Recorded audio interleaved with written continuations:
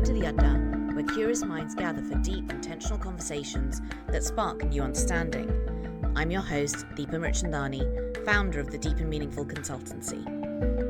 We believe the biggest challenges of our time demand more than quick takes. They call for nuanced dialogue, deliberate questioning, and a willingness to explore the uncomfortable. ADDA is the Hindi word for that space where diverse perspectives collide and transform understanding, hopefully leading to more conscious action.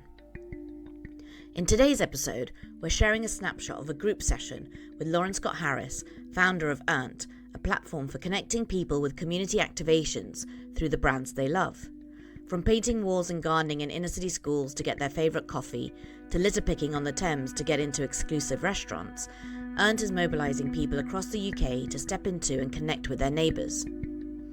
We got into a lively discussion about motivations and behavioural science and the role of prizes and accolades to get people in through the door through the use of different story frames that shape the beginning of their journeys and might just motivate them to become active agents for change in their own rights. The bigger picture of the world and society that we're part of and cultivating is part of the paradox, and the motivations of the brands left some cautious. We live in interesting times. The desire for community and having an outlet to create some small tangible change is palpable, but the world we know is where brands are ruling markets and infiltrating our societies and our own sense of self-worth and identity. Do we have a responsibility to do whatever it takes to show up and fight in whatever way we can, even if that means dangling shiny carrots as we try and motivate people to get on board? Earnt is providing people from all ages opportunities to participate, and to some in the group, the means don't matter as much in the grand scheme of things. That said, the challenge of sustaining that motivation was real as people shared the experience of their own ventures that tried to tap into different modalities to entice and engage while staying true to their missions, whilst being discerning about which brands they partner with along the way. As contrarian as I often like to be, having been out and gotten my hands dirty myself on one of their projects and spoken to people about why they were there, Lauren and her co-founder have definitely tapped into something that makes doing good not just the right thing, but also fun. Does it matter how we got there? Maybe not. This episode is edited so that you're able to also experience some of the discussion that we had, and you'll notice a third voice, that of Lavina, Lauren's co-founder at Earnt, as we got into some of the nuance and challenges of designing for societal change. Other participants' contributions have been edited out to protect the privacy of their sharing. I hope you enjoy this conversation. Lauren, let's get into it then, because we want to get to the conversation and hear everybody's points of view. Let's get into this idea of incentivization. When you started Earnt, were you worried that you might be accused of cheapening volunteering by adding this reward element? Or what made you think, sod the purists, this is worth doing? Good question. And just for everybody's reference, I'm going to be completely frank with all of this, because I think it's the best way to have a conversation. No, I didn't worry about that at all. And I tell you why I didn't worry about it, because one, I think we need a better word for what we do. What we do is technically not volunteering in its purest form. And two, only 16 out of 100 people are doing any regular volunteering. And I want us to be getting the other 84 in the room. To layer onto that, we went and did lots of volunteering. We spoke to lots of volunteers. There are people that use Earnt as a volunteering platform and they just want to come.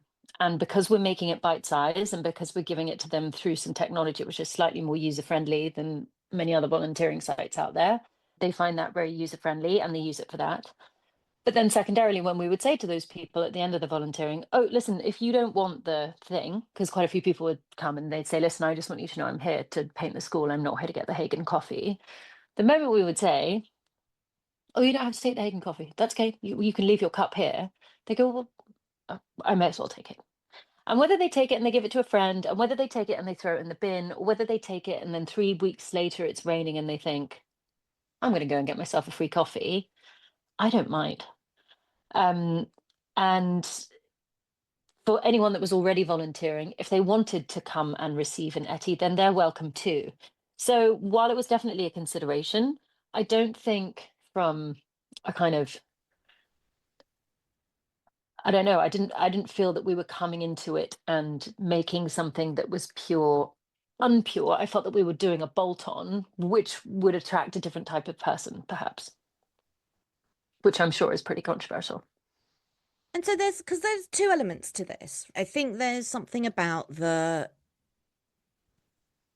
bribery element, and should we just be doing things out of the goodness of our hearts, and what happened to that as a kind of form of human nature. And then there's this idea of the one-off kind of volunteering activity. And I have to say, like, just being like, Lauren and I have had this conversation, but when we first met, I've done charity partnership evaluations for companies.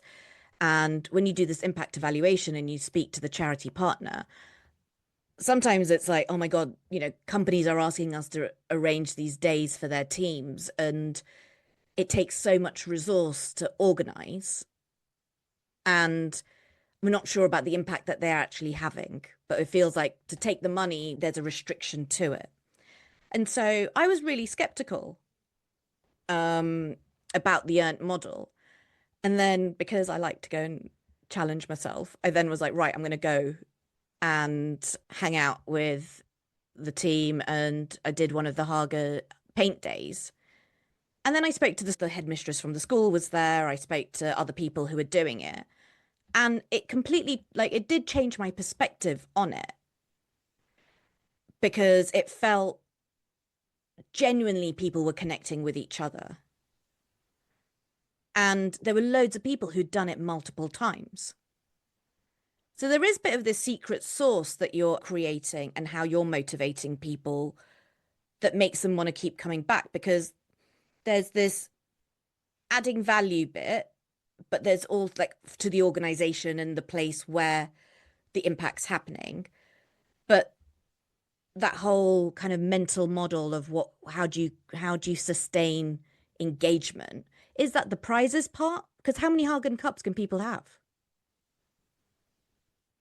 Yeah, it's a good question. I think it's so many different things are going on here. I think traditional volunteering as it's set up can be quite daunting for many reasons, and it can be quite hard to get in a bite-sized format. And that's completely understandable. If you call a food bank, they want you to come every Tuesday at 11. They want to do that because they don't want to train people every week. They don't want to have to do a new list of people every week. They're under tons of pressure themselves. It's more efficient. But that's because they haven't really involved the technology that we're involving till now to make that kind of something that, people can sign into as per a normal event. So there's the bite-size element, which I think is important in making these things attractive to people who have less time. And I think probably everybody sitting on a screen has less time. We're all either working all day, most days we're traveling, we have children, we have a million different responsibilities that mean that a weekly slot somewhere can be difficult. I think where people used to find community, we're not finding it anymore. You can work completely remotely. You don't necessarily meet your colleagues. You can go to university and not meet a single other student. And that's all like become dramatically into focus since COVID. But all the places that we used to socialize have been disrupted. And so, there's been a massive surge in events. There's been a massive surge in, you know, things like Thursday dating app, which is all about taking it offline and getting people physically together again. So I think people are just in general looking for things to do. But I think that when you present a volunteering opportunity, and again, like we really need to stop, we need to stop maybe using the word volunteering. We need to find a different word for it. But when you look at these kind of group activations, you provide a certain sense of safety in that it's coming to you through the lens of a brand that you like or you already interact with. So if I sign up for, I don't know, a book club in Pimlico, I might get a sense of who lives there, will be the type of person that's coming there. But other than that, it could be a huge variety of people signing up for this thing. If you're doing, a River Cafe or a Soho House or something, you broadly know what the demographic is going to be like, and you can broadly assess that these might be people that you're going to make a friendship with. And I think there's a certain safety for people sometimes in that. And also, the other thing is we're using the brands as the advertising channels. We get messages from ads all day long, all over Instagram, everywhere we are. So if you can piggyback their marketing spend and go, hey, we are whatever River Cafe, but we're going to be doing this event, then it's also a quicker way to get the word out. So I think there's a ton of different layers as to why why people feel comfortable doing it and signing up. But I also think, and actually, really, you'd be best to speak to this for sure. But I think the more you come to Earnt events, the more you see familiar faces, you see repeat faces, you kind of get an idea of the vibe. You realize from day one that not only are 30% of the people hungover, but some people are coming late. Some people are coming, with a dog that they forgot that they were looking after their friend for the weekend. And I really hope that the impression that we give constantly is thank you for coming. Like we don't, if you're late, it's a bit annoying. If you need to leave early, it's a bit annoying. We try really hard to stop people doing that so it's as fair as possible. But in general, we are so thankful for your time. Right, let's do it. And if you can't paint very well, but you want to do the gardening, do the gardening. If you don't like doing the gardening and you want to find a different job, we'll find you a different job. So it's meant to be a very kind of safe and easy space in which to find friends, or some people are coming and looking for dates, some people are coming because they just want to get away from their children for the morning, whatever it is. It is meant to be a very welcoming and easy space to get into. But what's the end game though? Is the goal that actually you want to create a community of doers, people who show up on a regular basis, who feel connected to community, they're connected to the meta level of goodness and the role that they can play in the community? Or is there like, so there's a graduation piece. But what about the people who only show up for the rewards? Are they like failures of the model, or is it still valuable because of that thing of they just showed up? So like, how are you gauging your own success? So I take a very so the two philosophers that we were talking about earlier, one is Kant, and Kant believes that without the right intention, the result doesn't matter. John Stuart Mills would say the result is the outcome. So let's take an example. You come to the River Cafe Litter Pick and you do not give a shit. You are there because you want to get a River Cafe table. Or you've got someone that comes and they love that the River Cafe is doing this. They think it's really important and they show up and they're diligently picking up the litter. Both people have probably picked up just as much litter. Both people will get a River Cafe table. Now, where you sit in terms of is one more important than the other is a pretty personal is a personal thing. For me, two people have just picked up litter that wasn't getting picked up otherwise. So I'm happy for the people that come once. One, because they don't normally come once. Two, because they're normally the people, funnily enough, that then go and tell everybody what they did. They're the people that come and they go, I brought the kids, we brought our own litter pickers. They're lovely, but we haven't changed anything. The person that comes and he's hungover and he's pissed off and he's picking up litter, and then he goes to the pub later, he's the one that gets out a megaphone and goes, hey, everybody, guess what I did? I picked up some litter. And that person is doing it because they want the feedback. They want everybody to go, what a wonderful man you are. What a kind, generous individual you are.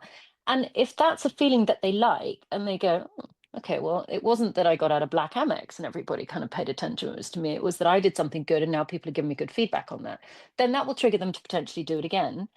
And therefore more litter is being picked up. So I'm, I will definitely I sit very comfortably with this definition here. I'm the type of person that gets annoyed when I think there's a perfectly good politician and then it comes out that 20 years earlier they smoked weed at college and everybody's going crazy about it. Like I find all of this kind of puritanical, like you're either a good person or you're a bad person, very counterproductive. And I think we're all nuanced and that we need to make allowances for that. But there is something like, and I'd never used this phrase before, but I like, but since you've come into my life, I've now started using status signaling Yeah. as a phrase, because there is something a little bit gross about status signaling in general. And so, or is there? I don't know. But yes, there feels something a little bit, is there something icky about it? And I've kind of chilled out since my Earnt experience, I have to say. And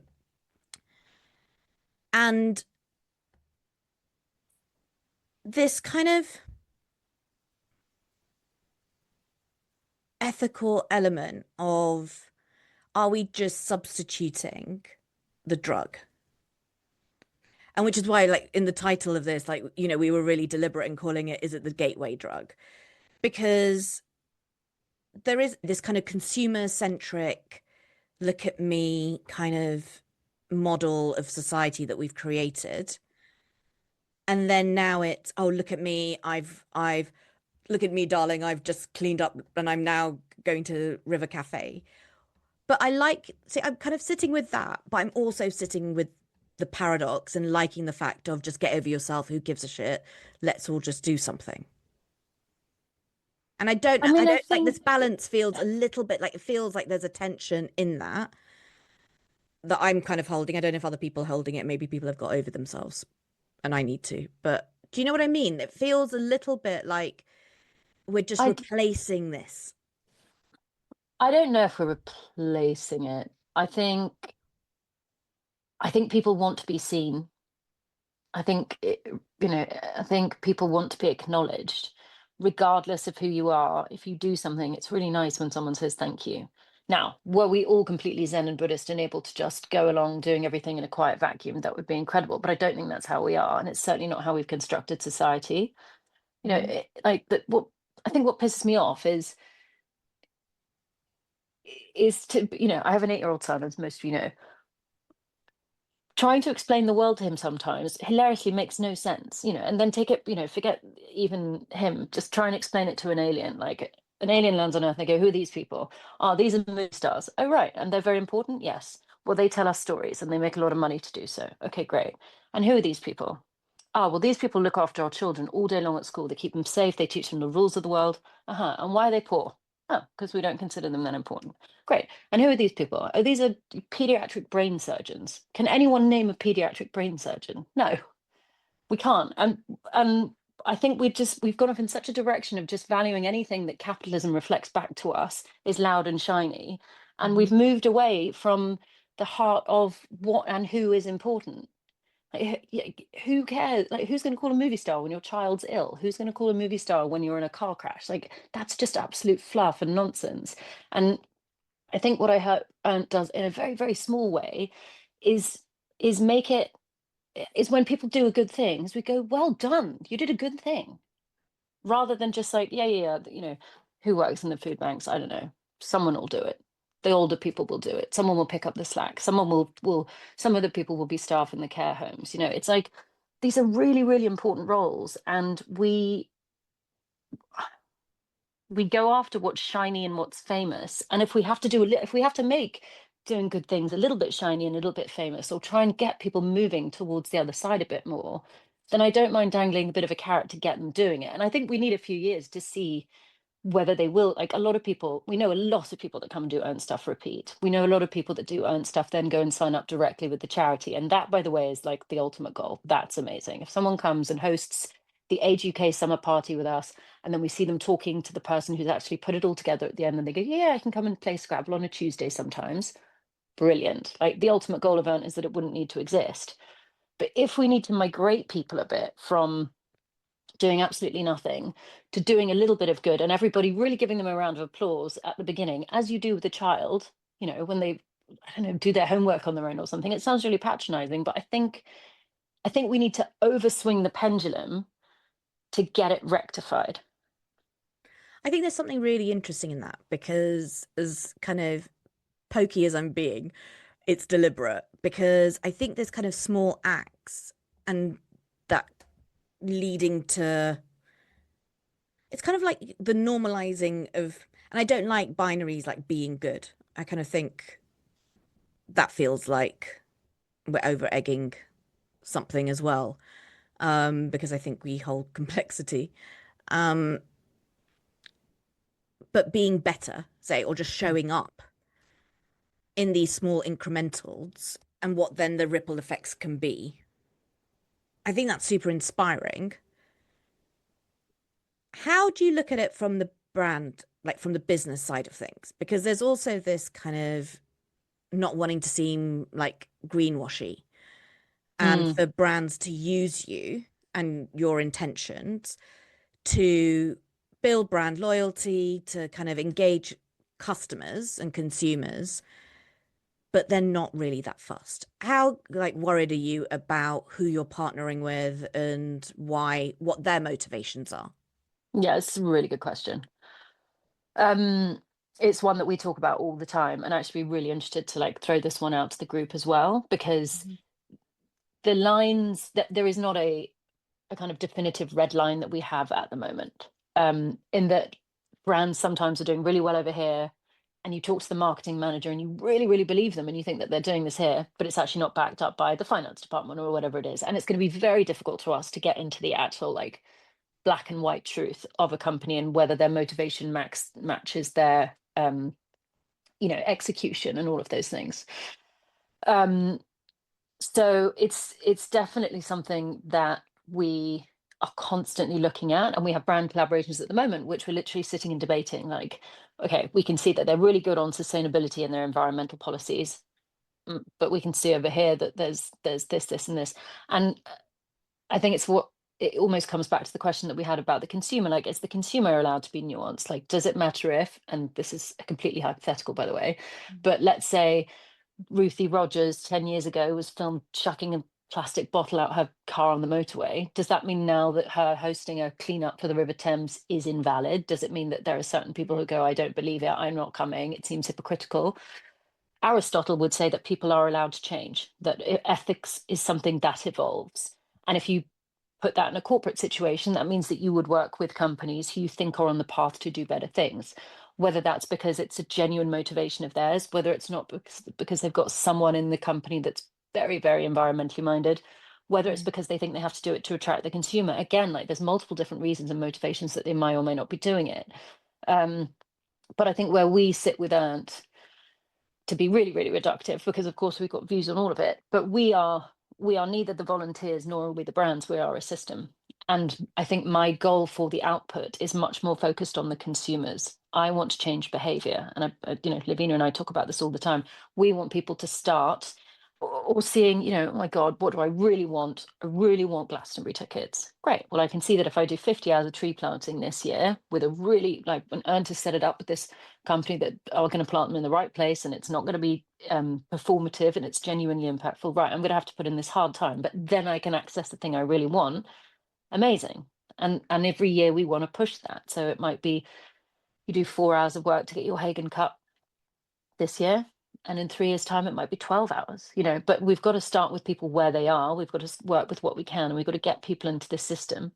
I mean, to be really kind of zoom out about it as well, like if you just see influencer, the eruption of influencer marketing, as there was suddenly a system whereby brands could trade visibility for um, for whatever it was that they're giving the influencers. So they go, great, you take us some nice pictures and we'll give you a discount or whatever it is. That's just trading visibility. We're trading time and energy going into causes, which is something that brands need to be doing as well. Mhm. So I think it just maybe just awakened us to the fact that there was a bartering system beyond money, and if people will barter images, maybe they'll barter time as well.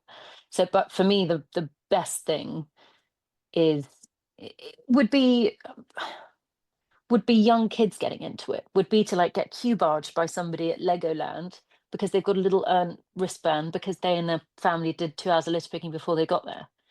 That's awesome. I never want to be cue barged by a celebrity. I do not want to be cue barged by somebody who's just arrogantly walking in front of me. But imagine, a little family and they've really put in some time to do something together because they want to rip around the rides as fast as they can. Like that's the thing for me, which I can get excited about. Like, because you would hope and imagine that everybody would cheer them on and go, yeah, great, of course you come in front of me. I can't believe you did 2 hours of litter picking on the whatever. Um, so yeah, I'm not sure if that answers your question completely, but No, somewhat. I think there's a healthy skepticism about motivations from a business mm, perspective. And I'm a big fan of conditionality and saying, if you want to be part of this, then actually there are things that we want to see you do too. And I don't think that's a bad thing of putting that on the table as part of these conversations. And so there is a bit of a shift in corporate behavior as well as consumer, and yeah, that dynamic changes. And like just going on this, like I was on a at school with Lavina, and the founder of Hagen was there, and he was like, drink as many free coffees as you want, like completely advocating that you've come, you've spent this day with us, go nuts on the coffee. But he was also talking about the sourcing of his coffee, where it was coming from, the ethos of the business. And so, from a brand loyalty point of view, I got to understand their business a lot more. And I'm interested Mm. in supply chains, and I geek out about coffee supplies. So I'm really interested in that. But I got to have that conversation with them even more Yeah. because he was very pro what the day stood for, but also the go take advantage of this, and what Mm. and it was more than just being, it was, because you get a free coffee, but the person behind you gets a free coffee too. And I think a nuance as well is someone like Tim, who is a founder, who has a face and a name and you can interact with, Yeah. and a big corporate. So Mhm. two things which I really like. So one, we did a collaboration with Desmond and Dempsey pajamas. They're expensive pajamas. They said we'll give people 40% off. And because they are very sustainably minded, I assumed they would pick something within the environmental space. But the founder, who's Australian, Molly, said, no, I'd really like it if we could do something to look after lonely older people in Brixton. Brixton, because I live here and this is where the office is, and lonely older people because I'm Australian and I miss my parents and I'm a bit worried that they're a bit old and lonely over there. And so I love the thought that there might be people near them doing what we're doing for the people near us. And I just thought, as a founder or an actor or whatever it is, like the ability to pick your, like if you're giving out if you're giving out discounts and things to press and influencers and everything, to be able to pick your currency and go, no, no, no, VIP to me means this. I think that is a really lovely thing as somebody with, and actually maybe this is something that we can ask Henry, because he's taking people on these incredible trips all around the world. But you can have your own set of rules and you can have your own currency. Like with Ed Sheeran, it's homelessness. And we've had like conversations with people like Harry Styles, and they pick what it is that keeps them up at night, and they can say, no, I'll take 50 people into my sound check, but I'd like each of them to do at least 4 hours with shelter over the next 3 months. Brilliant. He's just generated 200 hours of work at shelter that wasn't there before, and he Yeah. genuinely has those people in sound check, and he's like, shit, you guys did it, that's amazing, thank you, in you Yeah. come. And that, I think, is the spirit of, like, that's it when it works perfectly. It's different when you take it up from corporate levels and different motivations, and it's different when you look at different people's motivation. But that's the kind of purest form of it, I would say. Is like, yeah, pick a currency, pick what bothers you, and then decide where it is that you want to direct what is potentially um, not wasted energy, but energy that could be better used. If you imagine everybody standing outside Nike Tower and waiting for trainers as just a battery that's just not going anywhere. Um, I'll take that energy and put it in a soup kitchen if I can, whether or not the kids care particularly about the soup kitchen. It's just that we've managed to plug some holes. The thing with that, volunteering exists with a ton of empty slots because it's not being done enough. Mm. If all those slots were full, we wouldn't exist. Yeah. I'd love to open this up to everyone. And Lauren, you've made the case for recognition and accolades and prizes. I'm just wondering, does anybody here have a bit of a feeling of, actually it's challenging? With regards to what we're doing, would you just opt out of that particular brand activity, or would you just, or in your mind, does it just say, oh, Earnt as a concept is now almost pointless, because if they're going to partner with this brand, then that doesn't support my belief system? Because I think that's also part of the problem that I think, Lauren mentioned before, is that, and I think we do this with celebrities and politicians, and we go, well, if I don't believe with everything, if I don't believe in everything they say, or I don't agree with everything they say, then they're off, then they're cancelled, whatever the terminology is, right? Then I don't like them anymore. And actually, some of my favorite people that I listen to, and thought leaders and whatever, are people who actually sometimes at best I agree with 60% of what they say. And I think, even fast fashion brands like H&M, they did a huge investment into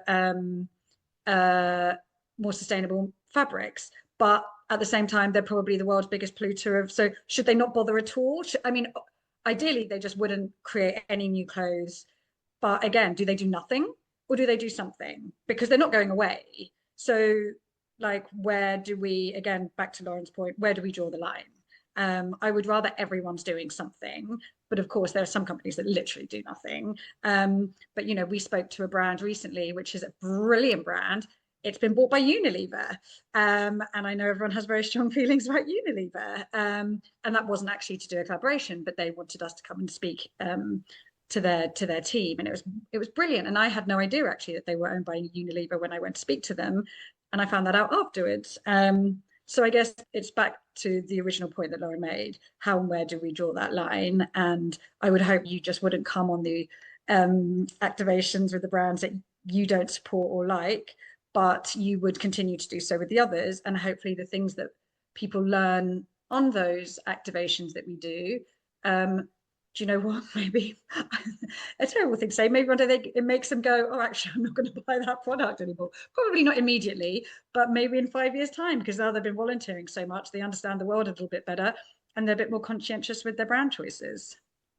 I think there is something about legitimization by association versus actually wanting to make incremental shifts and changes to the way a business operates or the work that they do, or to mobilize and engage with consumers. It's a bit, that's the point of tension within that. And I think that's the point. I feel very strongly about fast fashion. I feel very strongly about plastics. That is my personal gripe, campaign, I guess, whatever, which I try and avoid as much as possible. But I think it's more to the point of, should H&M, because they aren't going to stop existing, should they not bother? I'm not saying whether or not a brand should do a collaboration, because absolutely I would find that bewildering, and especially, you know, when we see celebrities and people who are supposed to be conscientious doing collection with fast fashion and whatever. But I think, you know, I remember you know, Adidas used to do a partnership with is it Parley? Is that what it's called? Laura, is that Parley? Yeah, it's Parley. And they clean up loads of plastic, and then they recycle it and they make it into trainers. And they got slated for still not doing enough. Again, you know, Deepa, probably you might be one of those people who'll be like, no, that it's performative, but they were still clearing up tons of plastic. Should they do nothing? Because they're not going away. I've got a question, Lavina, Lauren, is there something where there is a kind of ambassadors or people who are active in being part of the design of the activations, or I don't know, how are you thinking about that angle of it? It just made me think that was maybe an opportunity. My thoughts on co-creation are not probably that they're not particularly well developed, other than I think, again, I come back to that kind of sentiment of wanting it to feel very approachable and malleable. So one of my favorite things is when someone that comes and volunteers will say to us, oh, do you think you guys could come and help with my son's school? Or I've got an idea for this, or something. Like, I love that, like, fluidity to it, and we try and embrace as much as possible.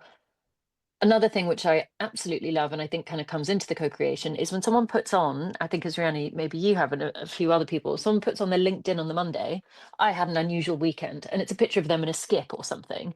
But then you see all the comments underneath, you know, and it might be their aunt in Hong Kong being like, good for you. And then it's their boss going, you know, now I understand why you were dusty on Monday or something. And everybody's sort of cheering them on. And I just think, I think this is a sort of very collaborative way of looking at, like, what needs to be fixed and how can we do it. And I think Lavina brought this up at the very beginning. It's almost like the kind of Rod Stewart view on potholes. Like, I'm not just going to wait for someone to do it. I might do it imperfectly. I might not get it right. I might not understand what the boundaries are here.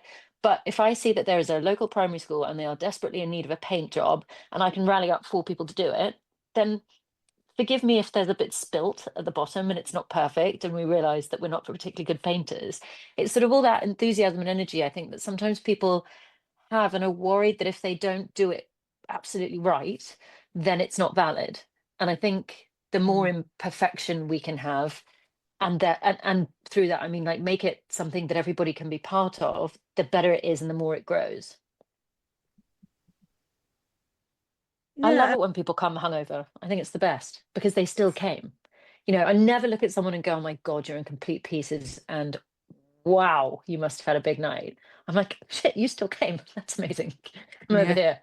Please don't touch anything, dangerous. And actually, Lauren's doing an enormous disservice to herself in that I think, Lauren, you're like the queen of co-creation. I did have to Google just now what co-creation actually means. Because Lauren has been saying since the beginning, like, give people the feeling of ownership within Earnt. They then, give them jobs, make them feel like they are part of what we're doing, and they give us the feedback, and they get involved, and they wear our hoodies, and they wear our caps, and they become our ambassadors. And it is exactly. And I was Just always saying. like, I'm like that person who doesn't like to delegate, because I'm like, it's just quicker if I do it myself. But we did a focus group at the very beginning. This was before we had anyone doing it. But we learned a lot, but not half as much as we do from the feedback we get from people, being like, oh, it was a bit disorganized. I noticed some people not working hard enough. Maybe you could do this, maybe you could try that. And like Lauren said, like, maybe you could go to my, we've got more schools, but also what we're noticing is that the people who become regulars are now bringing so many more people with them. So we've got this, one young man who's actually been on our Instagram. He came on his own, then he brought his sister, his entire family comes, they all come together now. I'm quite curious about if they're using this as like, okay, we said accolades, prizes, and recognition as a kind of closing reflection, maybe, Lauren. I'm kind of thinking, what are the good gateway drugs? What are the activations of what are the good prizes, accolades, and recognition points that we should be tapping into more to get people going? Like, in your world, what works for you? What's turning you on to do stuff? I think that is a good point, Deepa, though, that you make, which is everyone's trigger is at a totally different place. Like, I might not do anything until you tell me that I've got a one-on-one dinner with Timothy Chalamet. Fine. But some people will do, 20 hours work for a free cup of prep coffee. And it just depends where you are and what what the different things are. And I think that's the kind of fun of the system, is playing with it. Is like, wow, okay, when Ruthie Rogers says you're not getting anything other than the right to make a reservation and 1,000 people jump, that's really interesting power. If you've got a up and coming artist that says I'll do a free concert for everyone and no one still wants to go, there's no power at all. So it's like all these untapped kind of ways in which you can trigger behavior, but acknowledging that there's a massive scale of the range of that. Yeah. This leads to a question to Lauren. Is there anything that you would like for this group to do and show up with? And we can email those that have had to go. But what is it like? Is there a request or a kind of co-creation or a collaboration piece? Or because I think your point about you're all part of an ecosystem and people working at this kind of this intersection, what are the community needs and how do we show up for each other? I think that's such a lovely question, Deepa, because co-creation is probably the best, the best takeaway from it. It not only should co-create what it is with the people that come and volunteer and the brands that we work with, but like Henry and I can co-create in our areas of overlap. He knows someone that he thinks might be interesting. Amazing. You are an amazing co-creator in that you go, no, listen, this is my job. I know exactly where the red lines are, and I'm going to help you discover them, because this is, this is okay and this is not. And I think that basically, to Henry's point, like you've got huge, big, powerful forces that are sticking together, and we collectively like all have different areas of expertise. If I was intelligent enough to be a doctor, I might have joined Médecins Sans Frontières or the Red Cross or something, but I'm not. But I do know how to get people to do stuff. Like, I worked in PR, the power of persuasion, the power of relationships. My whole job was, how do I get, and this was my job at the beginning, how do I get people to buy the new Hawaiian pizza from Pizza Hut? How do I get young boys to buy Lynx deodorant? And you'd write the press release around like, this is going to make you X, Y, Z. This is the bit I know. Like, I know behavioral psychology and that type of stuff. So that's my offering to the collective group of all of us who are in this room and farther beyond. And so I think my hope, is like bring people is- that you think want to get involved, and bring people that you think are going to hate it. Let's see if we can convert them, because the more people we can get on this team in general, the better. And I think we all just need to sync up, and I love And I the think imagination that Henry's at the top of this pyramid. He's the one that's actually sitting with them as they're crying and looking at the well and going, well, now I'm going to ask you to take some action. And Marley's the one that's bringing his mates on his birthday and being like, come on, guys, no, I promise you, it's a really nice way to spend a morning. And it's all this big kind of lovely tapestry that we can weave if we do it together. and it feels like there is this ecosystem that we can be creating and tapping into, so that we're sharing resources, or we're sharing knowledge, or we're sharing the connective tissues that is all in service of how do we all show up. Absolutely.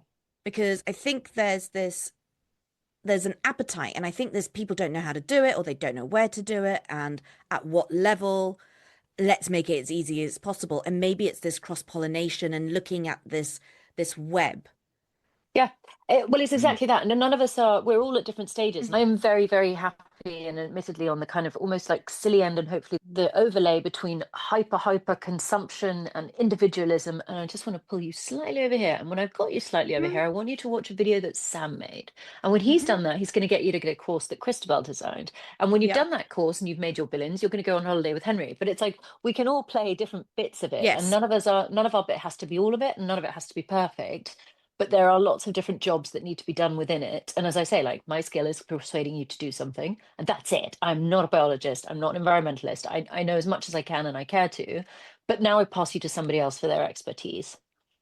Lauren, I'm going to give you closing reflections, and then we can close out, if that's all right. Well, Deepa, thank you so much for hosting this. It's been not only insightful, but really helpful for us. Like, I don't think we've sort of, brave is not the right word, but we've not really sat down since we incepted Earnt at the very beginning and thought and talked this through with people that have participated and people from the wider community. And I think I'm pretty enthused to hear, even though, a lot of people here admittedly have come to events or whatever it is, but I think it is nice to hear that there is an allowance, at least, for a grey area, which is, we might not get this right 100% of the time, but we're trying.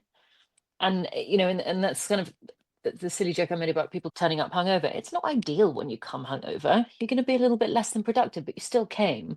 And I think if we're all prepared to look at each other and go, look, you're still trying, you're trying, if we all keep trying rather than shitting on each other, then it's gonna, at some point, we're gonna get this absolutely perfect. But let's not hold our breath for perfection. Let's just keep going. Let's use all the energy that's around. And I think, the thing, you had this as one of your questions, I don't know if I answered it, but one of the things that surprised me constantly with Earnt is when these events get booked out and these big waiting lists. And I think there is a piece of us biologically that needs to be in community and do stuff for one another. Like, I feel like it's an actual medical need of the way that humans are designed. And that's a beautiful design. Imagine, empathy. Like, if someone's your friend and they're crying and it makes you well up too, like, you're so sad that I'm feeling it with you and for you. That's incredible. Trees breathe out carbon dioxide and we breathe in, oxygen, we breathe in oxygen. There's so many beautiful things in the way that the world is designed. And I do think this is a key component of it, which is we are meant to help each other. We're meant to be quite cooperative little gardening monkeys. And if we can all now zoom out and understand there is an algorithm, we are being pushed to be polarized. But let's not be polarized. Let's be part of the solution rather than rallying against whatever we consider the problem to be. Then it just makes me feel happy to keep, going with the support of a wider group. And I think that piece we didn't get into is the appetite for it. The fact that you've got people who are coming repeatedly is a testament, I think, to that desire and that longing. That longing, it's a good word for it. It's a longing. And I think the change, like, particularly somewhere like London, like when I went, and by the time Saturday morning came, I was kind of, I don't want to go. And I was doing it on my own. I thought, me too. I'm always like, oh God. And then I was scared of you, because I thought, oh, bloody hell, better show up. Can't not go. So, And then you just realize that you go and it's just, I met some really interesting characters. And because of me and the work that I've done, I was kind of not semi-interviewing, but just having chats with people about their motivations. And so many people come for like just such different reasons. But they are keen to show up in their community. Totally. And not be judged. And I think that point that you made about not being judged by doing the little that they can was massively, massively useful for them. And it was just come and be part of your community. It's not rocket science, but it's really flipping powerful. No, it's not. But, you know, I think we were talking about that before, all those things that you see in the press and you're like, no shit. Yeah. We've discovered that when people listen to birdsong in the morning rather than their alarm going off, they wake up in a better mood. No shit. People feel happy when they're around trees. I know. Like, when did we forget all this? Like, why is it not? Yeah. When did we have to get taught how to be human again? Yeah. And so I have to say that I'm massively grateful that you are a gateway drug pusher.